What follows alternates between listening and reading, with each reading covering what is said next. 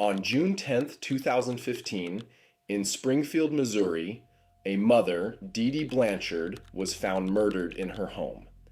At first, it looked like a tragic act of violence, but the real story was far darker. Dee Dee's murder wasn't just a random crime, it was the twisted end of a long history of abuse and lies. Her daughter, Gypsy Rose Blanchard, had lived a life that the world believed was a tragedy.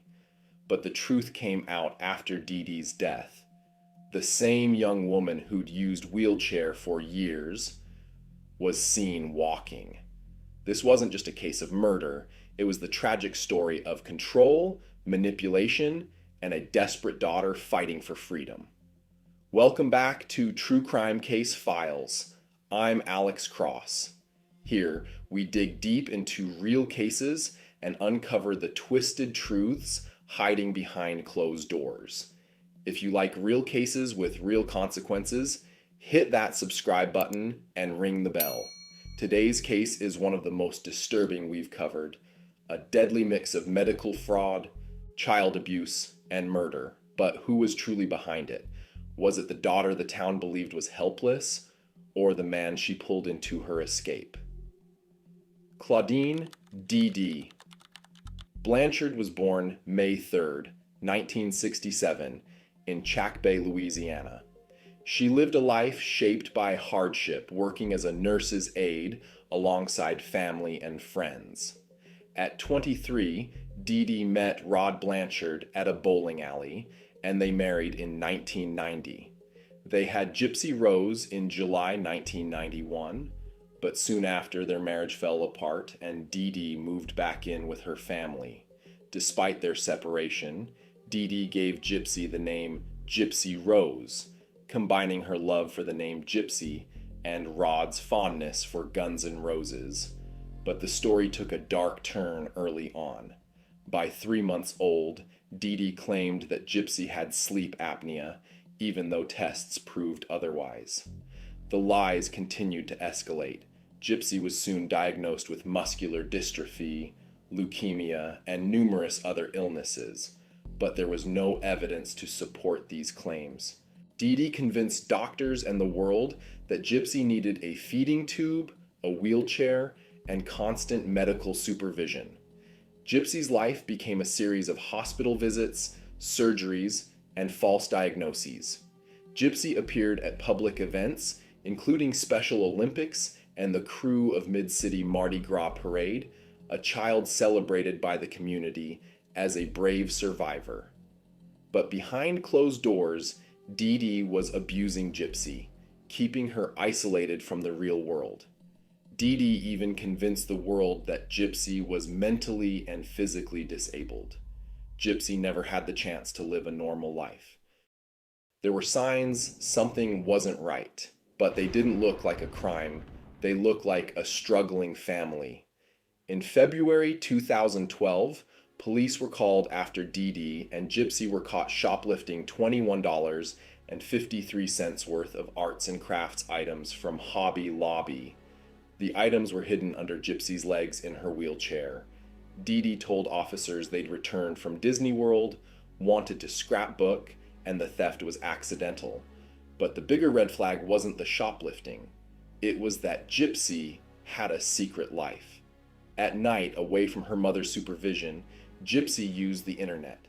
And around 2012, she met Nicholas Godejohn online, a man from Big Bend, Wisconsin. There were reports and later court discussions about his mental health and autism spectrum diagnosis, and people who followed the case would later argue what that meant for responsibility. Their relationship grew in private messages, and over time it became more than romance.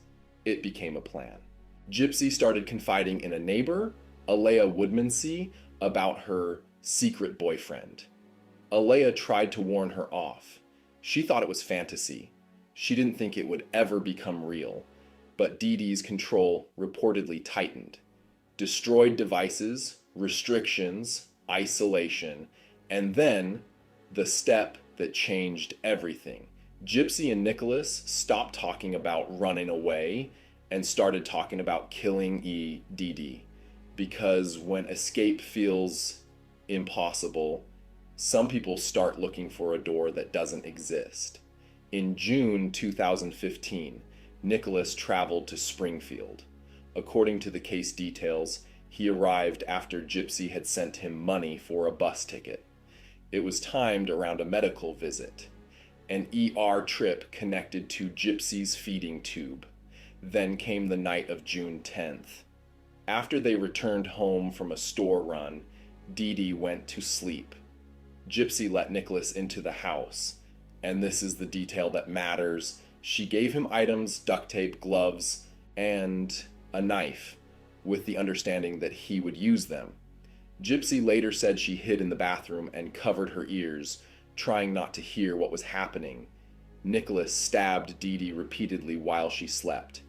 Afterward, the two took roughly $4,400 in cash that Dee Dee kept in the house, money that included child support payments.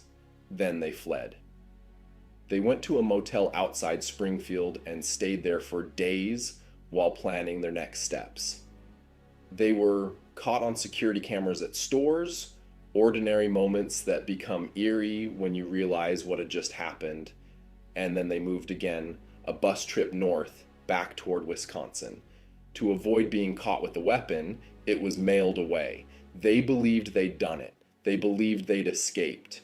But they didn't understand the one thing that destroys almost every perfect crime: people talk. And in this case, the internet talked first. Back in Springfield, Dee Dee's friends and neighbors started to worry. Phone calls went unanswered, and then disturbing activity appeared online. Facebook posts that didn't fit the sick child/devoted mother story.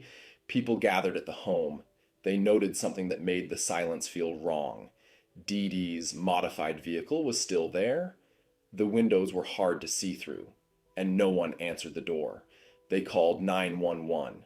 Police arrived but needed a search warrant before entering. When they did, Dee Dee was found dead. A GoFundMe was created in the confusion. People feared Gypsy would be helpless without the wheelchair and medical equipment they believed she depended on.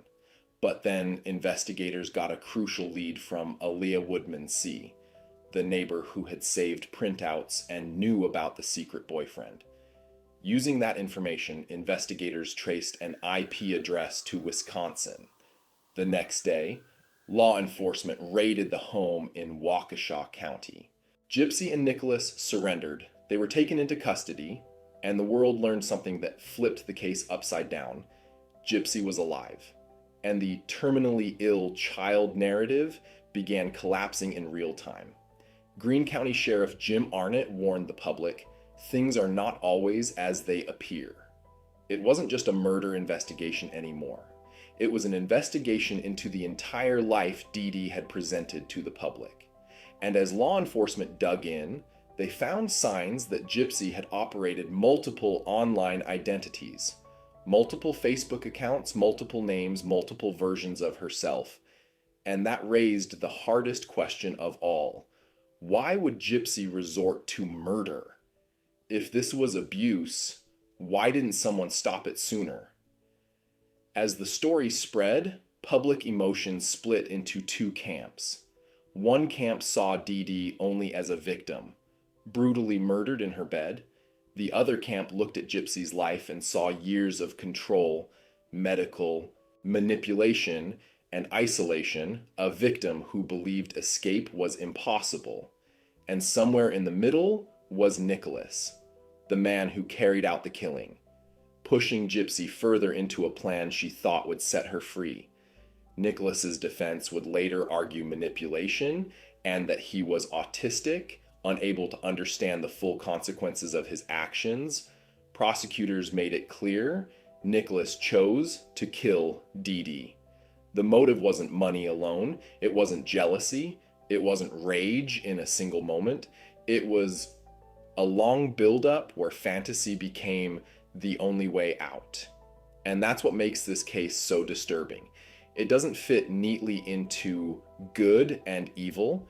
It's a case where people argue that two things can be true at the same time. Gypsy can be a victim and still be responsible for what she set in motion. In court, the outcomes were not equal. Gypsy pleaded guilty to second-degree murder and was sentenced to 10 years. She was released on parole in December 2023, and her parole ended on June 24th, 2025.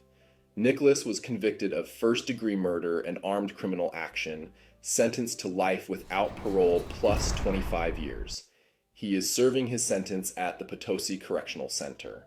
And after parole ended, Gypsy posted, "Breaking my silence," talking about accountability and distancing herself from Nicholas. So now the case lives in a new phase. Not just court records, but public memory. Was this justice or revenge? Was Gypsy a victim who escaped the only way she believed she could, or an accomplice who used a vulnerable man to do the killing? Tell me what you think in the comments. And if you want the next case file, a story where the evidence flips everything you believe, subscribe now.